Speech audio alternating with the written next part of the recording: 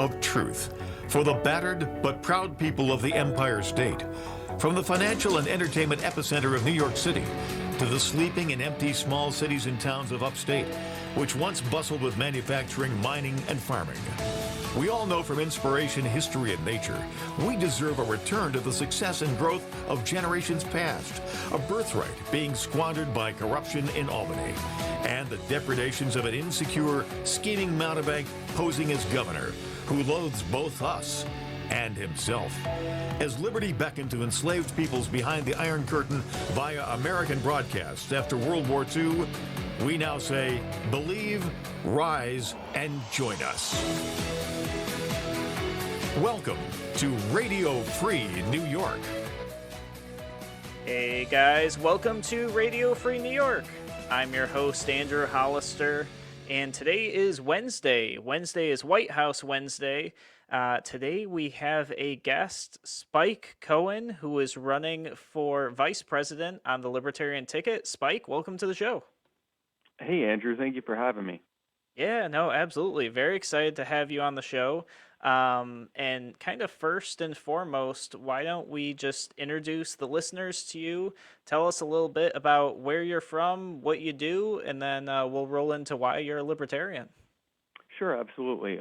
Folks, thanks for tuning in. I am Spike Cohen, and I'm the Libertarian Party's candidate for vice president, along with my presidential running mate, Joe Jorgensen. I am a business owner who owned a website design company for the better part of 20 years. 3 years ago, I sold that company so I could focus full-time on spreading the message of liberty to a public that often hasn't heard of our ideas. To that end, I became the host of My Fellow Americans, the co-host of the Muddy Waters of Freedom, and the co-owner of Muddy Waters Media. We've been incredibly successful in reaching the public with libertarian ideas and helping to try to change the cultural conversation away from statism and more towards libertarianism.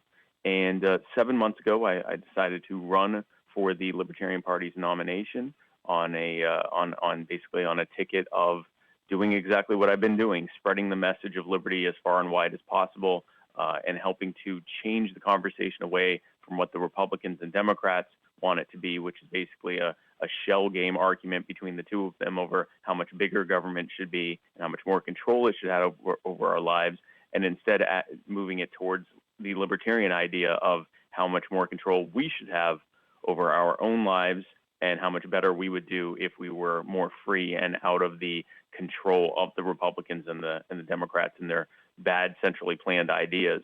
On the strength of that, the Libertarian Party delegates chose to pair me with Joe Jorgensen, who's absolutely brilliant and amazing, a very smart, successful, self-made entrepreneur, a woman who is ready to lead from day one, a senior lecturer who's able to break down complex ideas in a way that connect with everyday Americans and show case by case and point by point how the Republicans and the Democrats have created the problems that we face and how libertarian common sense solutions are the way out of those problems. Yeah, that's awesome. So let me ask you the question that some of the listeners are probably thinking right now. Okay. Which is, they're registered to maybe the Democrat Party or the Republican Party, some of them Conservative Party and Green Party. What made you decide that the Libertarian Party was the party for you? Well, this is kind of a long story, but I'll give you the short version. I was actually a neocon for a good bit of my life, especially early on. After 9/11, I completely bought into the neocon idea that, the government needed to spread democracy by force and that the reason we were attacked is because, the terrorists hated us for our freedom and all that stuff. And there were some annoying libertarians, one of whom was a very annoying little man named Ron Paul, who kept insisting that that wasn't the case, that 9/11 was blowback for U.S. military actions overseas, and that getting involved in wars in Iraq and Afghanistan and so forth would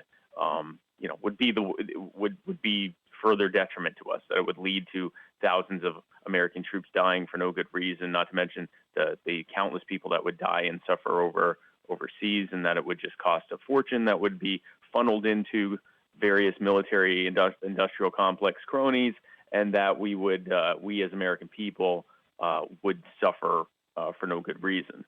And with each year, all of those things that I thought would happen, that we'd be welcomed as liberators and that, the people would love us over there and that, it would be a great thing. With each year, I realized, oh, wow, this Ron Paul guy was actually right. At the same time, as my company grew and became more successful, I discovered what every small business owner with a successful business discovers. The more successful you get, the more they take from you. And so those kind of things combined for me to just really start distrusting government at all levels and distrusting the narrative that came from them. And to that end, I kind of slowly, starting in probably about 05, 06, I started my transition away from being a neocon to being kind of more of a conservative, and then into being kind of, I guess, a constitutionalist, and now into my final form, as it were, as a libertarian. Yeah, no, that's great. And I think that there are probably many people listening to the show right now who maybe are Republicans, maybe conservatives, who are thinking, Spike, why not just join the Republican Party and make change from within? What's your answer to that? I think we've seen what happens there.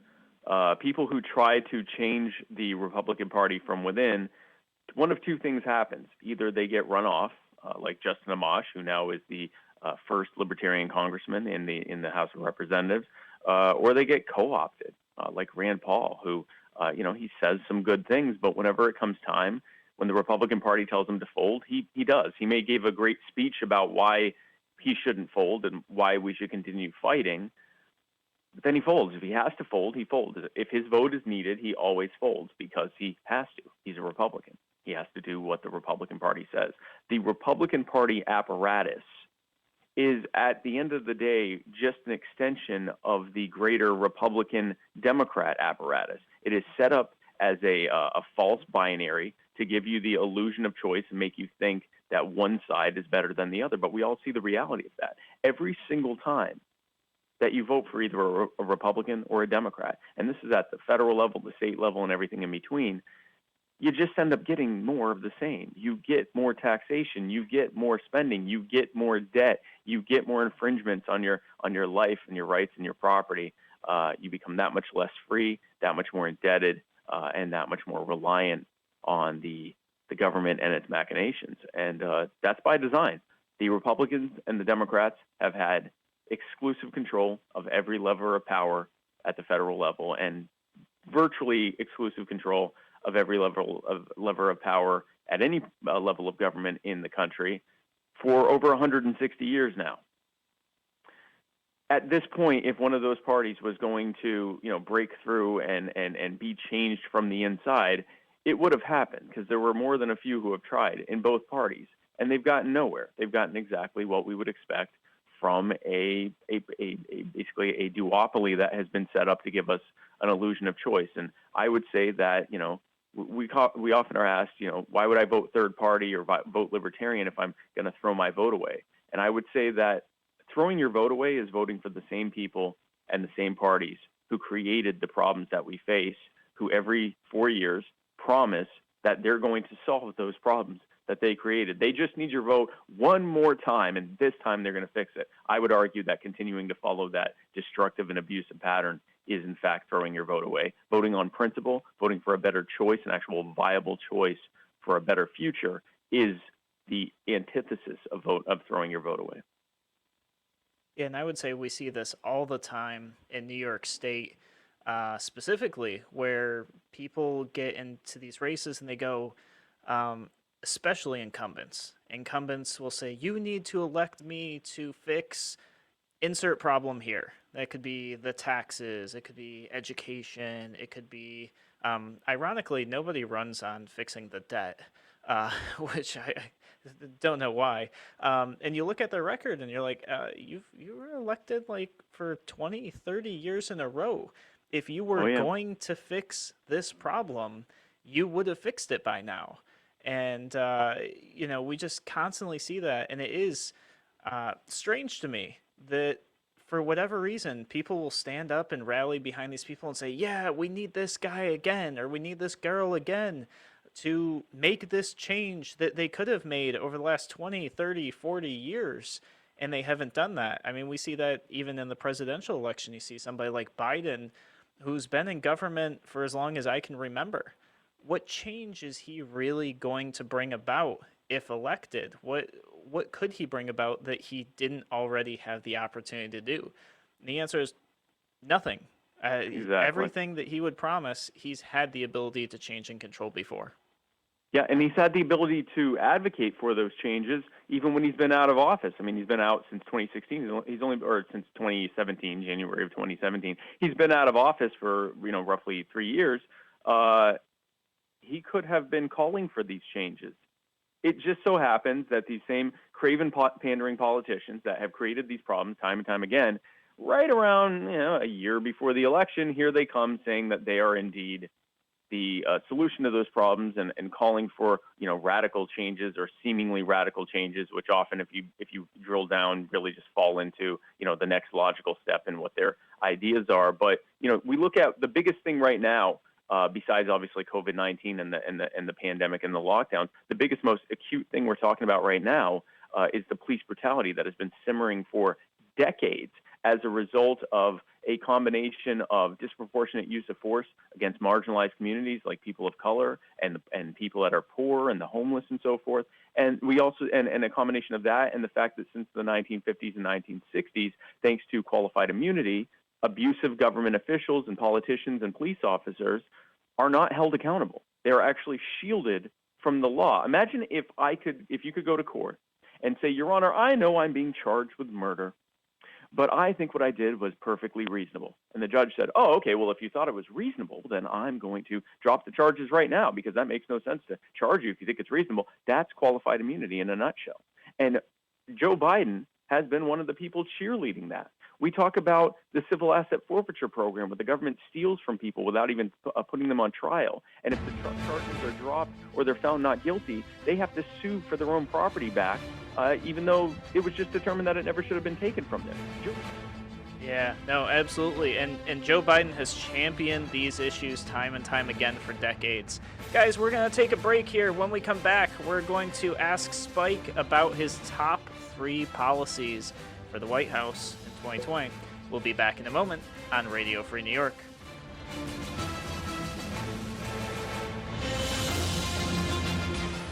Your business relies on computers and technology to operate. Slow, unreliable networks and servers can cause unplanned downtime and affect your bottom line. The experts at Simple Tech Innovations are here to help. Their preventative maintenance program ensures that your computers and network are kept up to date and monitored for any issues, keeping your business running smoothly. They also help clients achieve HIPAA, PCI, and New York State cybersecurity compliance to keep your network safe and secure. Whatever your business IT needs are, Simple Tech Innovation should be your first call. They've won the Best in Rochester 8 years in a row and have an A+ Better Business Bureau rating. Call them today for a free consultation at 585-200-3182. That's 585-200-3182. Simple Tech Innovations. I'm Las from Action Towing and Service. We are the biggest towing company in New York State, but we do a lot more than just towing. We will tow just about anything, but we will also repair just about anything as well. We offer a courtesy shuttle and pickup. We offer a drop box service. We have all these amenities that we've put in place to make sure that every one of our customers can receive the best service possible. Please give us an opportunity to win your business. Come down and visit us at 275 Marketplace Drive, right off of Jefferson Road. A reminder from Abate Monroe County. American bikers aim toward education. Distracted driving is dangerous, so pull over and eat. Don't try to read your mail and newspaper, and stay off your cell phone. Make a mental note to be more alert, making it a habit to expect the unexpected. Remember to look twice. Save a life. Train yourself to watch for motorcycles which are harder to see. Join Abate, and your family will be protected with a free $4,000 accident policy. Ride safe. Ride free. Ride often. Abate. If you ride, Ride with us. Google Update Monroe County. Why do businesses choose to move their website from Wix and Squarespace to SimpleTech Innovations? Maybe it's their excellent customer service or attention to detail. Maybe it's their ability to give a truly customized solution. Or perhaps they just like the fact that SimpleTech is a local small business that builds great relationships with its clients. Whatever the reason may be, you can rest assured knowing that the local team at SimpleTech has your best interest in mind when building or updating your website. They're hands-on and love helping customers achieve their goals. But don't take my word for it. They've won the best in Rochester 8 years in a row and have an A+ Better Business Bureau rating. If your website doesn't match your dreams or isn't achieving your goals, give the professionals at SimpleTech Innovations a call today for a consultation at 585-200-3182. That's 585-200-3182. SimpleTech Innovations. You're listening to Radio Free New York. All right, welcome back to Radio Free New York. I'm your host, Andrew Hollister. Today is White House Wednesday, and we're interviewing Spike Cohen, who is running for vice president on the Libertarian ticket. Spike, thanks for joining us. Absolutely. Thanks for having me. So I followed your campaign as you were running. I was actually one of the national delegates, and I don't know if your top policies have changed or not now that you have a different running mate.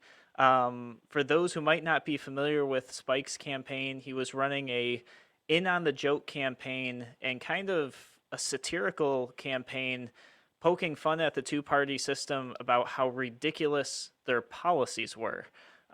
Things like mandatory teeth brushing, for example. So are the top three policies you have, do you want to go through them? Is mandatory teeth brushing on there still, or have they changed a little bit? No, it's not. It wasn't then. Satire is a really great way to reach people who are so disgusted by the system that they don't want to hear from any politician. But someone like Vermin Supreme, who has been able to, reach people using satire, has been an incredible way of bringing people to the liberty movement, people that otherwise could not have been reached. But it was always even then was a serious campaign, and obviously now running with Joe as my running mate, it is a serious campaign on serious issues. On, my top three issues, I would probably defer to Joe on that, on what she would implement. And my understanding for top three issues would be, for example, ending the wars in the military-industrial complex and bringing the troops home and letting the healing begin from that. The criminal justice reform, which is not just ending police brutality, but also ending the war on drugs and the police-to-prison industrial complex that has been created that is increasingly militarizing the police, punishing good policing, and incentivizing bad policing for a myriad of reasons. And then also probably after that, I guess the third one would probably be healthcare, getting government out of healthcare so that we can greatly reduce the cost of healthcare. And, it's hard to pick any three things because as you and I both know, and I'm sure everyone listening knows, it's really hard to take any of these out of isolation, out of everything else. It's really a holistic approach to all of these things that are kind of all interfed into each other. But I would say those would probably be the top three policies or concerns. Great. Yeah, and this kind of aligns with the libertarian ideals of the non-aggression principle and not sending our brothers and sisters and our children off to war in somebody else's country who may very well not want us there. I know we've seen the Afghanistan papers. We've seen how multiple levels of government basically made up lies to keep us at war. So It sounds like that's a good part of your platform there to end the wars, bring the troops home. Do you guys have a thought on whether or not that would be first 100 days in office, a year out, a few years out, or is that still in the works? Well, I think ending the wars would be an immediate thing, and I'm not sure I can give you an exact timeline of when that would happen, but the beginning of it would start immediately. The drawdown of troops would begin immediately. And the beauty of the fact that Congress has completely abdicated their responsibility and refused to declare war and has instead just keep reauthorizing this authorization of use of military force, which puts the ball basically entirely in the hands of the executive branch. The beauty of that, if you will, is that when Joe gets elected, she can go in and declare no need to continue the use of military force. And I mean, some of the troops that are overseas are there as part of treaties and things that actually probably would require some movement from Congress. But I think the appetite is there from the American people, especially once we can use that bully pulpit of the White House to explain why the fact that the troops are over there really is not helping us or protecting us. It's actually creating a resentful, paternalistic relationship between our country and others, where we're almost this sort of imposed parental figure that they resent, where because they aren't paying for their own defense, that allows them to fund these lavish social safety nets for themselves while externalizing the cost of their defense over to us, while also resenting us because it was an arrangement they largely didn't want in the first place. And then not to mention, the endless, needless suffering that's happening over there in places like Iraq and Afghanistan, not to mention Yemen. We don't talk about Yemen a lot because our troops aren't directly involved, but yet the U.S. military and the U.S. government is financing Saudi Arabia and Al-Qaeda's war against the civilians of Yemen to the tune of over 250,000 Yemeni civilians dead, including over 80,000 children. A war against civil infrastructure where they're bombing schools and hospitals and bridges and utilities. They're bombing power plants and water treatment facilities and stores and the things that you need to have a civil society. They're going to war with civilians trying to live their lives and leading to massive death and famine and starvation as a result. And these are all just terribly immoral things that it goes beyond aggression. It's genocide. It is, and for no other reason other than really weird games of brinksmanship and using entire regions of the world as a chessboard for no real good purpose. Nothing that serves us as Americans. Certainly nothing that serves the service members that we send over there to fight and die and potentially kill and potentially die. Many of whom come home with PTSD and traumatic brain injury and many other things. There's nothing good that's coming from it unless you are a major military industrial complex contractor. Then you're doing great. For everyone else, it's a terrible plan. It needs to end. Yeah, and it sounds like we would save an untold amount of tax money, which we desperately need right now by pulling out. Yep, absolutely. I mean, you're looking at nearly $1 trillion that's being spent every single year. It's absurd. And especially at a time when, we are running up $1 trillion plus deficits, multi-trillion-dollar deficits to continue this failed war against other people. Especially when we get the Afghanistan papers, which showed that every single aspect of what got us into the Afghanistan war and every single bit of information that was being fed to the media was all lies, and the people saying it knew it was lies, which means, what happened with the Pentagon papers back in Vietnam, nothing has changed in that time.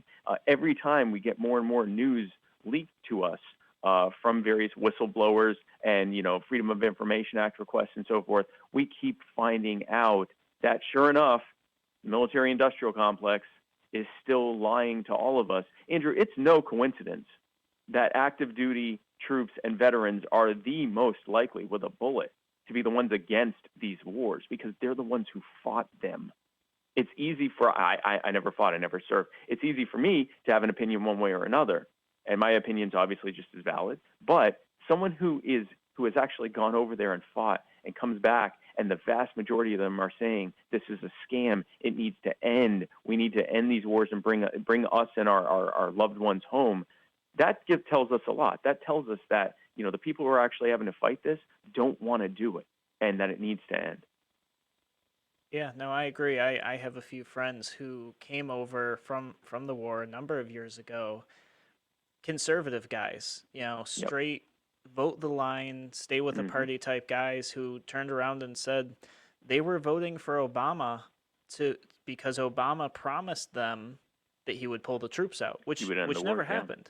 But we're talking about guys who were very strict party liners who weren't even willing to accept anything for their service. Guys who said, I don't want a veterans discount because I don't feel good about what we did over there. And I don't want an award. I don't want a medal because I know what's going on and I'm not okay with it.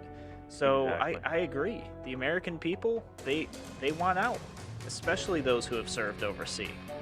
Exactly. All right, guys, we're going to take our next break. When we come back, I've got a bunch of questions for Spike. Some of this stuff is things you guys submitted, stuff we've asked other candidates in the past. So stay tuned. We'll be back in a moment on Radio Free New York.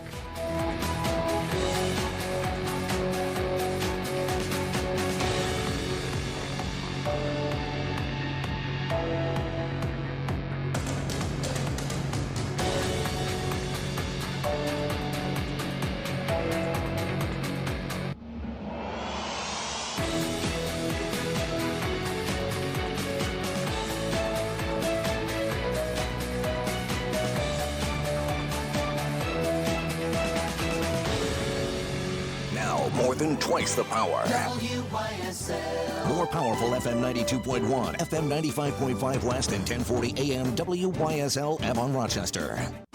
Here's the latest forecast from the News 10 NBC Weather Center. Today, we'll look at temperatures in the lower 80s for the high. A few clouds will be out there, warm and muggy, and we do have a stray shower possible later on in the afternoon hours, but most of us will stay dry. Tonight into tomorrow, 60 degrees. We will be back into the 90s for our Thursday. Looking at dry conditions with plenty of sunshine this weekend. Upper 80s to low 90s, and it does look like we will stay dry. This is Samantha LaRocca for WYSL.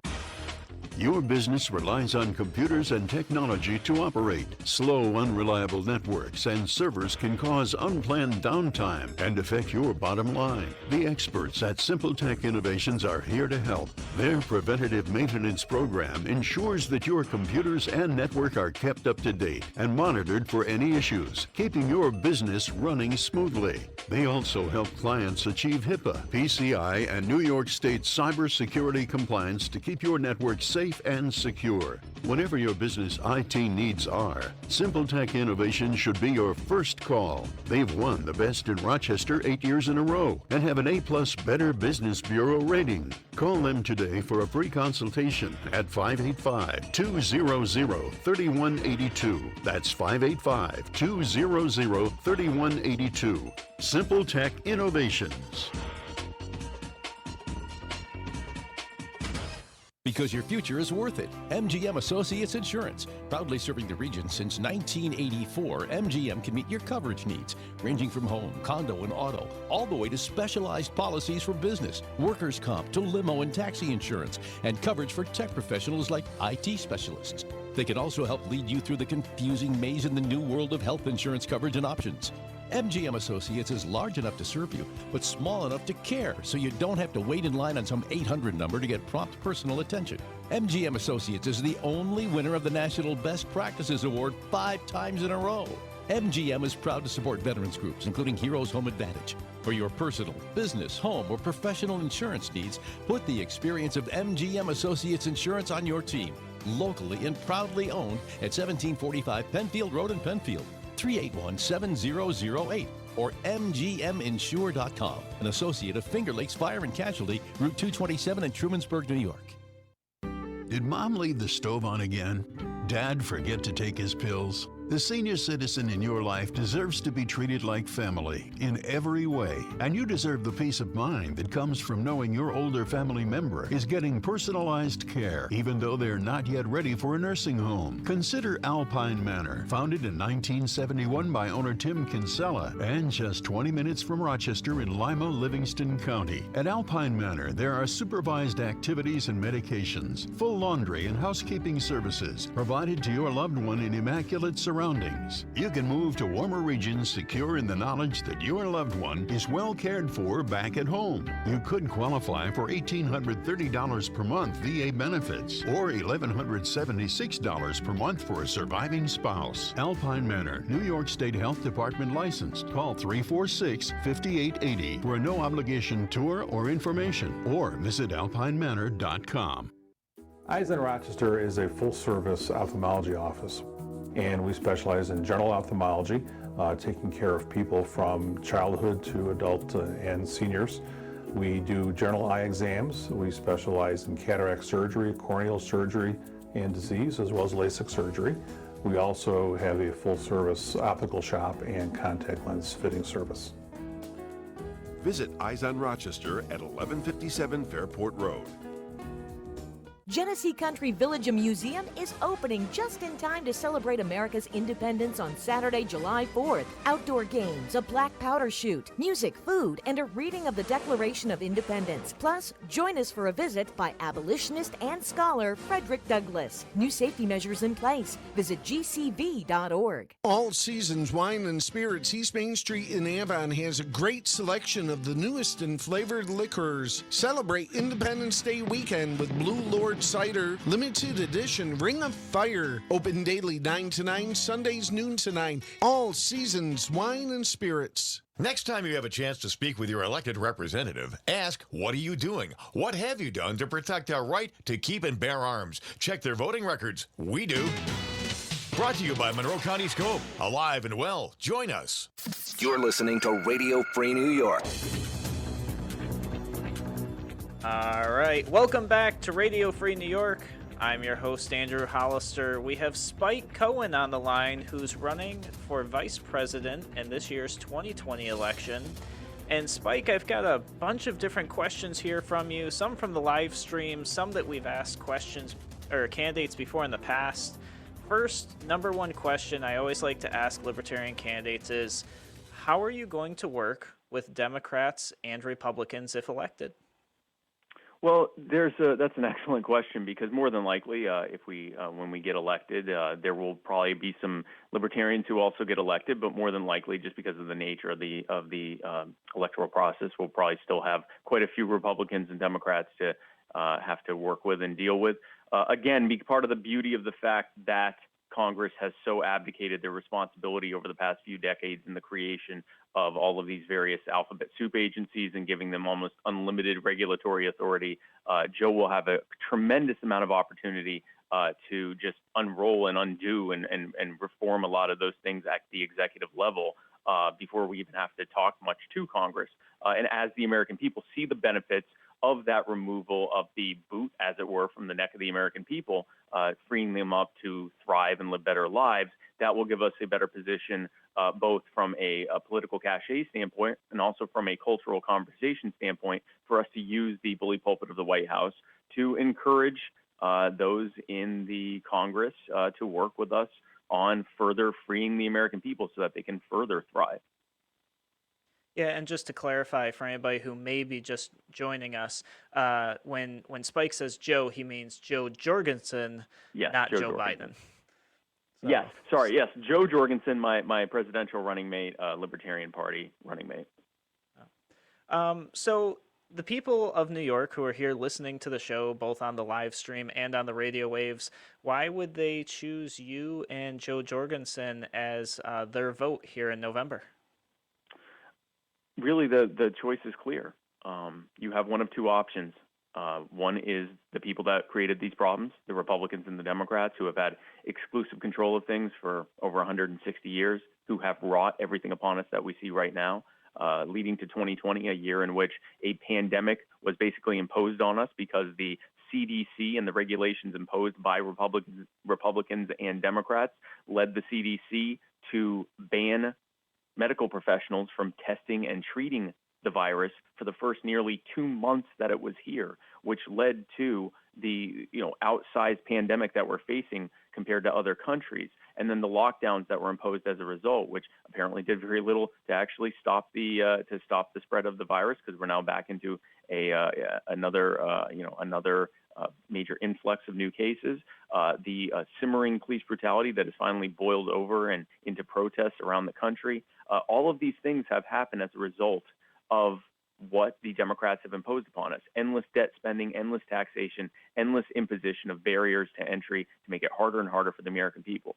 Your other option is the Libertarian Party, who believes that you own yourself, who believes that solutions that come from people voluntarily working together to create solutions in a market and a people set free will always be better than the bad big government solutions that come from pandering, craven politicians and their bureaucrats and their favored, well-heeled billionaire cronies.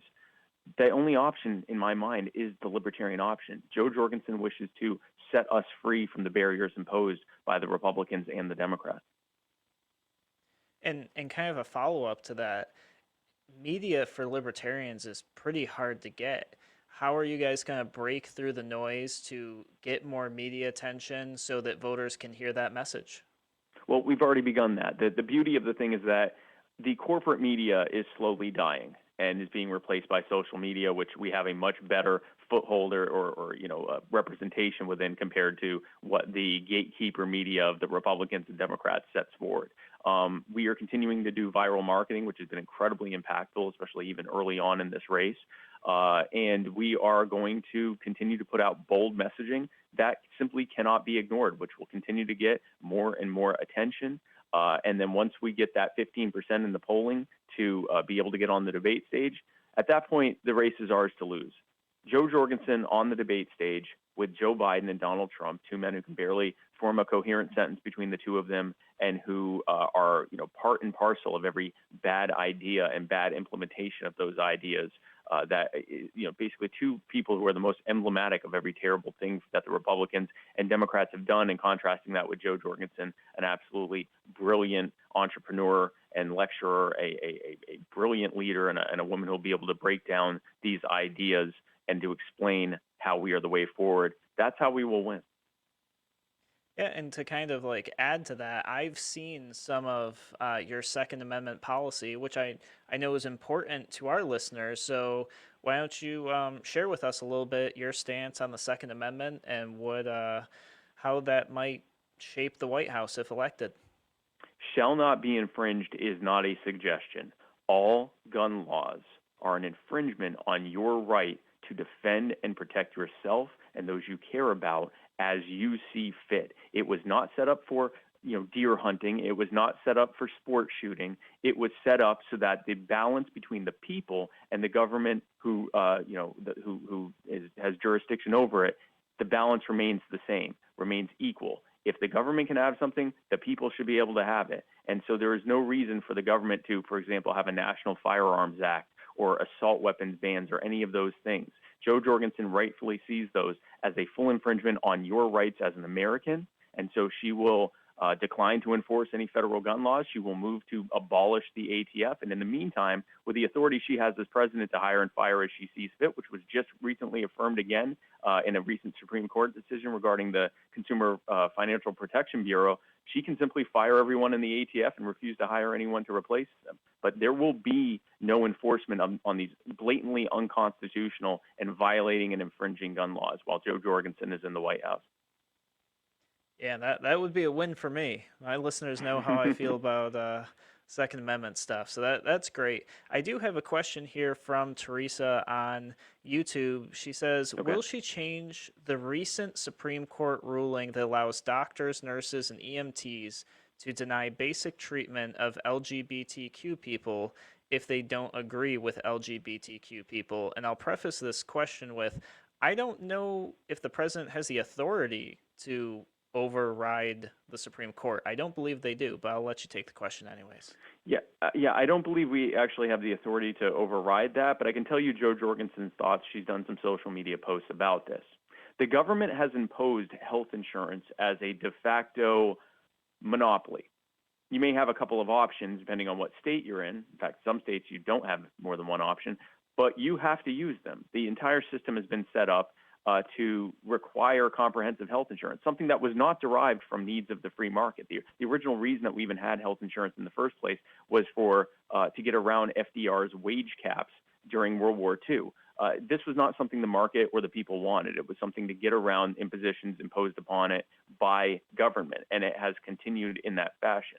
And so for us to be told, including trans people and other LGBT people, for all of us to be told we have to use insurance services to get the health care that we need, and then to turn around and say that they can deny us those services if they see fit is fundamentally incorrect. In the same way that government cannot discriminate against us based on any identity-based, intrinsic things that are a part of us and we cannot help, neither should any entity that has been imposed upon us by government as a de facto monopoly. So that is our opinion. But again, like you said, I don't think we could change this decision anyway once it's been brought down by the Supreme Court.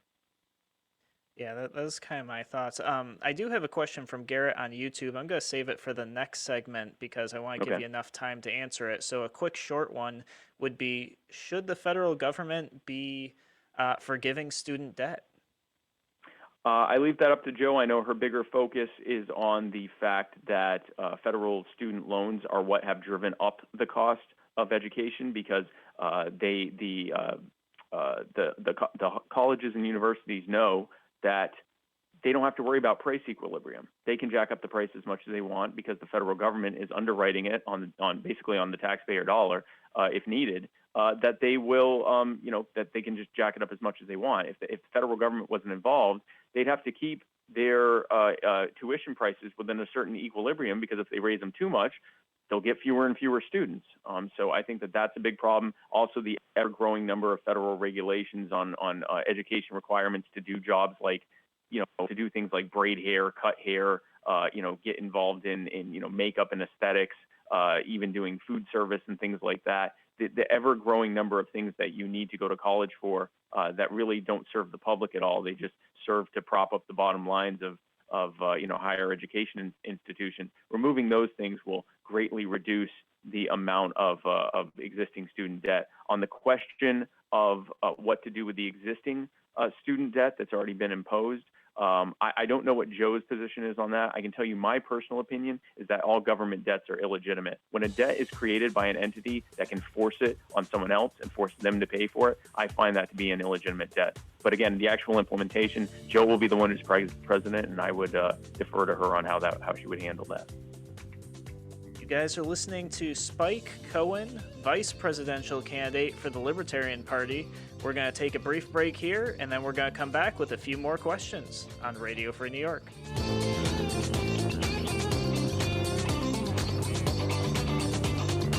Why do businesses choose to move their website from Wix and Squarespace to SimpleTech Innovations? Maybe it's their excellent customer service or attention to detail. Maybe it's their ability to give a truly customized solution. Or perhaps they just like the fact that SimpleTech is a local small business that builds great relationships with its clients. Whatever the reason may be, you can rest assured knowing that the local team at SimpleTech has your best interest in mind when building or updating your website. They're hands-on and love helping customers achieve their goals. But don't take my word for it. They've won the best in Rochester 8 years in a row and have an A+ Better Business Bureau rating. If your website doesn't match your dreams or isn't achieving your goals, give the professionals at SimpleTech Innovations a call today for a consultation at 585-200-3182. That's 585-200-3182. SimpleTech Innovations. Aircraft Environmental Systems proudly supports Radio Free New York. Rochester-based leaders in climate simulation chambers for America's R&D laboratories. We're experts in troubleshooting, calibrations, custom designs, and consulting for more than 40 years. Industry pioneers, we created the first ever fleet of temperature, humidity, and altitude test chambers available to rent coast to coast. Trained and trusted by environmental chamber manufacturers, we are ACES. Find us at acesinc.com. Fiorella, a family-owned farm-to-table Italian restaurant at the Rochester Public Market, is open for curbside contactless takeout Wednesday through Saturday. Lunch 11:30 to 2 and dinner 4 to 8. Fiorella offers wood-fired, old-world-style pizza with naturally leavened dough and house-made fresh pasta. Check out our Facebook and Instagram at Restaurant Fiorella for nightly specials. Thursday is gnocchi night. Call 434-5705. View the takeout menu on the web, restaurantfiorella.com.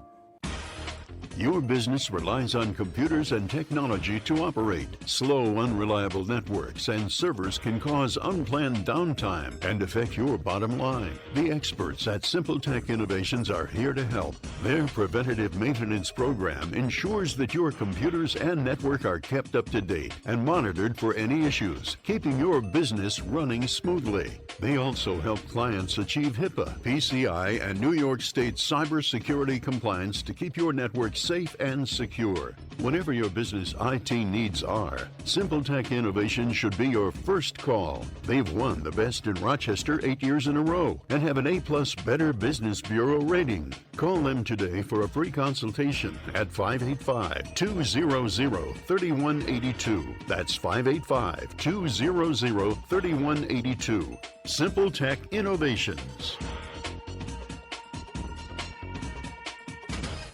Radio Free New York. All right, welcome back to Radio Free New York. I'm your host, Andrew Hollister. Today we have Spike Cohen with us, who's running for vice president on the Libertarian ticket. I've been reading through the comments. There's a lot of really good, positive feedback. I've got a couple more questions for you, Spike. This one comes from Garrett on YouTube, and I'm not familiar with the ad he's talking about, so maybe you might be. He says, the recent ad you were featured in was obviously pandering to the BLM CRT movement, a movement that is overly statist, even Marxist, that justifies continued violation of the NAP. How do you square this?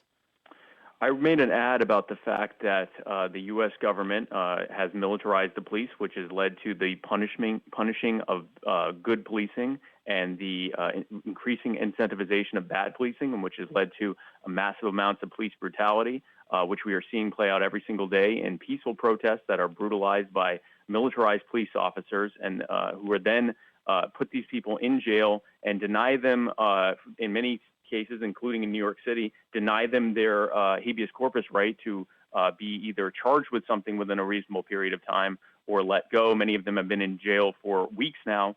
And we made something showing that Joe Jorgensen is going to end police brutality, end systemic racism, end civil asset forfeiture, end the war on drugs, and no-knock raids, and, heal the divide between the police and the public. It is not pandering to bad people to acknowledge that there is a problem here. It is, if we do not acknowledge it, then we are ceding that argument to people who want to use it as a reason for more and more bad authoritarian ideas.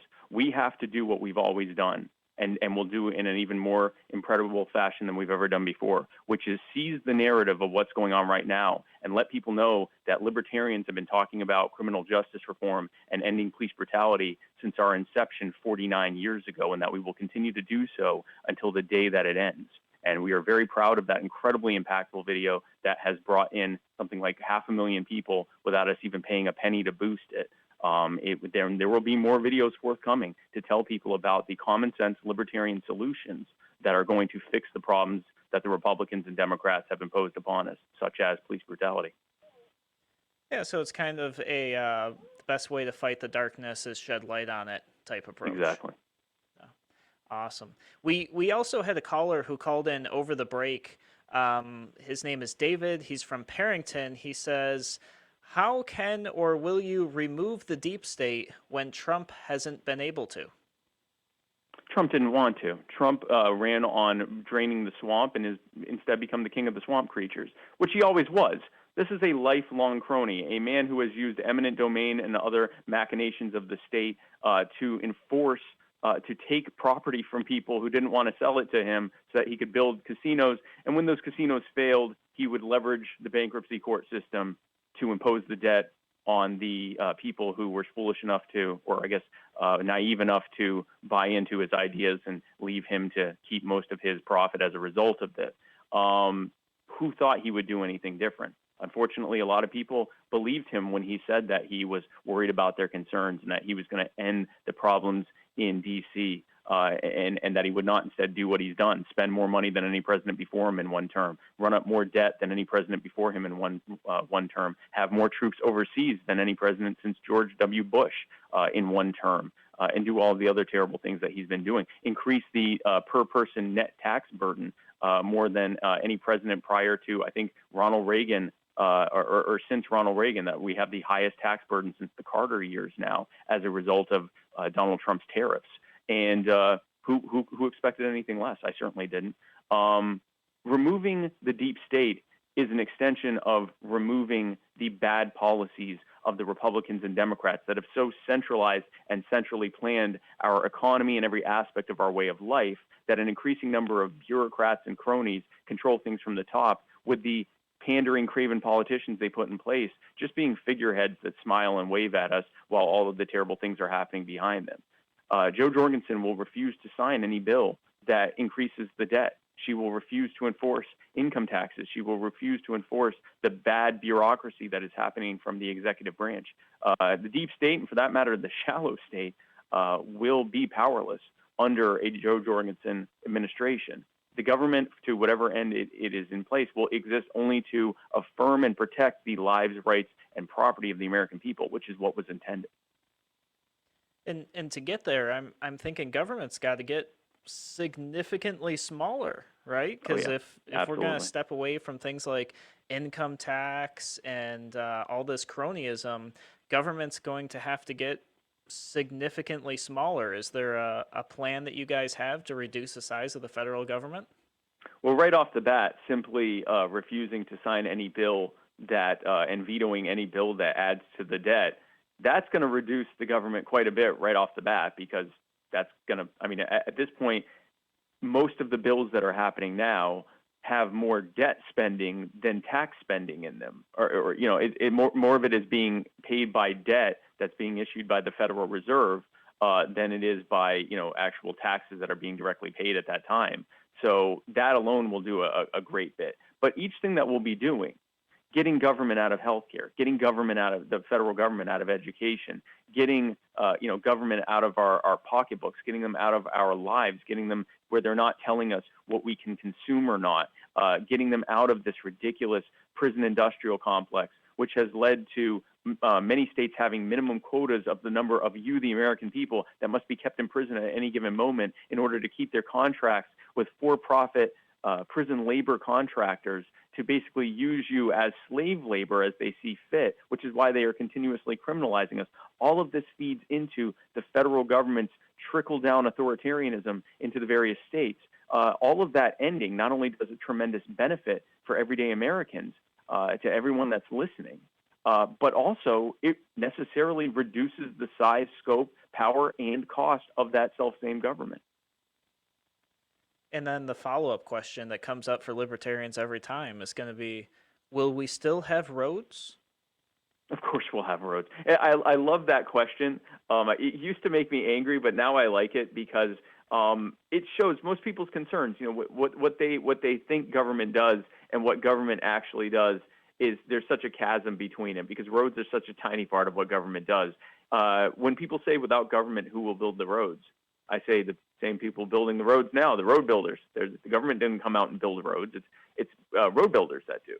And the only difference would be, instead of a centrally planned authority deciding where the roads are going to be, it would be the people. It would be the based on supply and demand for the demand for additional infrastructure in an area, and the people that would need that would pay for it. Now, I got news for you, by the way. Right now, the way the system is that the people who benefit the most from the roads are the big businesses, Walmart and Target and Costco and all these large businesses that rely on this infrastructure in order for people to come and buy their goods and services.